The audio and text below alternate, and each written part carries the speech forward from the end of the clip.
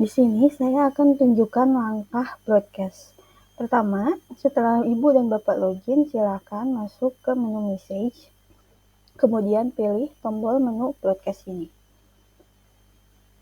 Berikut adalah tampilan list broadcast atau history broadcast yang sudah dilakukan oleh Ibu dan Bapak nanti. Nah, untuk tambah broadcast kita bisa klik tambah di sini, add new.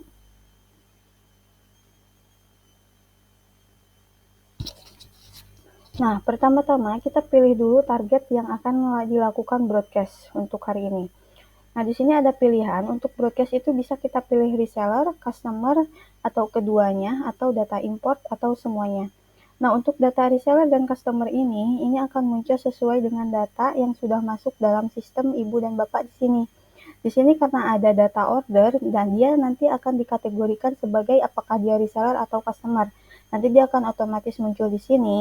Tapi kalau misalkan di sini Ibu dan Bapak belum punya datanya, di sini Ibu dan Bapak misalnya punya data lama nih mau di-sharekan produk-produk barunya Ibu dan Bapak di sini atau dari hasil prefix kemarin, ini Ibu bisa masukkan data dengan pilihan data import. Nah, setelah klik pilih target data import ini, jangan lupa untuk download dulu formatnya dan masukkan data-data nomor phone-nya di format yang sudah disediakan. Untuk format di Excel-nya sendiri kurang lebih bakal muncul seperti ini. Ada number phone, ada nama user, ada gender, sama ada tanggal lahir. Nah, ini maksimal yang Ibu Bapak harus masukkan adalah cukup nomor handphone saja dengan format yang harus sesuai. Maksimal itu pakai 62, itu untuk kode Indonesia, atau bisa pakai 0 juga. Nah, tapi harus dipastikan karena di Excel sendiri itu kalau pakai 0 itu biasanya suka hilang. Jadi nomornya tidak valid sehingga untuk pengiriman pesannya menjadi gagal gitu ya. Jadi sangat sayang sekali kalau misalnya dari nomor phone-nya aja atau kontaknya udah tidak valid, pengiriman pesan pun akan menjadi sia-sia gitu, Ibu dan Bapak. Nah, ini kalau udah download formatnya, Ibu dan Bapak bisa lakukan import data. Tinggal pilih aja di sini tombol import data dan pilih filenya dan kemudian masukkan, klik tombol send aja. Nanti dia akan otomatis gitu ya, muncul data batch di sini sesuai dengan waktu Ibu dan Bapak melakukan import data. Untuk waktu dan import dan data di sininya, ini akan muncul sesuai waktu Indonesia Barat ya Ibu dan Bapak. Jadi kalau misalnya ada perbedaan waktu, ini bisa disesuaikan aja. Nah, contohnya di sini saya sudah melakukan import data, tinggal saya pilih aja. Contohnya seperti ini. Nah ini diselect aja kontaknya. Kalau misalnya Ibu dan Bapak mau mengirimkan semua, nah ini tinggal di display all aja, terus di choose all. Tapi kalau misalnya Ibu mau pilih-pilih, itu boleh dilakukan. Ini tinggal di choose all aja. Kalau misalnya ada beberapa orang yang nggak akan dikirimi, ini bisa tinggal di unchecklist aja. Nah, untuk selanjutnya, Ibu dan Bapak masukkan nama campaign di sini atau nama broadcastnya, misalkan promosi pertama misalkan ya, kayak gini.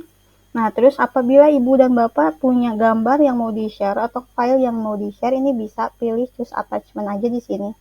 Pilih file atau gambar gitu ya. Kalau file ini maksimal harus bentuk PDF, tapi kalau misalnya gambar ini sesuaikan aja, nanti bisa dilihat format yang bisa dikirimkannya apa aja. Kayak gini. Di sini nanti bisa dibaca kembali untuk aturan-aturan dalam broadcast di sini. Nah, kalau misalnya Ibu dan Bapak cukup hanya dengan konten saja, itu nggak masalah, misalnya hanya mengirimkan teks aja, ini tinggal attachment-nya dihapus aja. Nah, ini selanjutnya Ibu dan Bapak baru masukkan teks atau pesan yang apa yang ingin Ibu dan Bapak kirim. Nah, di sini saya punya tagar sapaan sama nama user. Ini adalah default kami berikan agar pesan di sini tidak identik. Seperti itu. Kita punya syntax di dalam tagar sapaan ini. Jadi nanti apabila Ibu misalkan mengirim pesan pada pagi hari, dia akan otomatis menyebutkan selamat pagi, salam, halo, dan seterusnya gitu ya. Tapi kalau misalnya malam, dia juga akan otomatis menyapa pada malam hari, seperti itu. Dan ketika Ibu dan Bapak melakukan pengiriman pesan, dia tidak akan monoton, semuanya diucapkan selamat pagi gitu ya. Dan nama user juga dia akan otomatis memanggil seperti ini. Nah, ini tuh fungsinya agar pesan pertama dan selanjutnya itu tidak identik.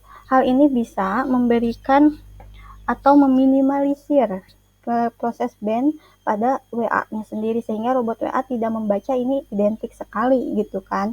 Nah, ini kita bantu juga pakai menggunakan syntax seperti ini, mulai dari sapaan dengan nama user. Tapi kalau ibu tidak ada nama usernya juga mungkin bisa di skip aja, karena dari sapaan ini udah syntax juga seperti itu.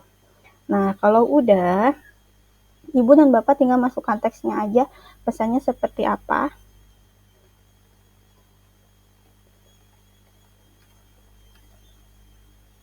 Nah, seperti ini. Nah, ini bisa kita tambahkan juga tagar lainnya, bisa seperti ini. Nah, kalau udah, ibu dan bapak misalkan kontennya udah siap, kontaknya udah dipilih juga, maka selanjutnya ibu cukup klik tombol send broadcast aja, kemudian pilih list CS-nya siapa, kemudian lakukan klik send. Ini kita tunggu aja beberapa waktu, nah nanti dia akan otomatis muncul proses seperti ini. Ibu dan bapak tinggal tunggu aja proses-proses pengiriman pesannya. Apabila misalnya mau nge-cancel pesannya dulu, di proses broadcast-nya tinggal klik tombol cancel aja seperti ini. Nah, dia akan otomatis pesannya akan meng-cancel. Tapi untuk beberapa pesan yang sudah terkirim itu tidak bisa di-cancel ya Ibu dan Bapak, karena dia secara langsung pesan ini langsung mengirim setelah kita klik send broadcast. Jadi dia hanya akan meng-cancel beberapa pesan yang belum dikirim aja. Nah, jadi ini adalah yang sudah terkirimnya dan beberapa yang sudah di-cancelnya. Seperti itu.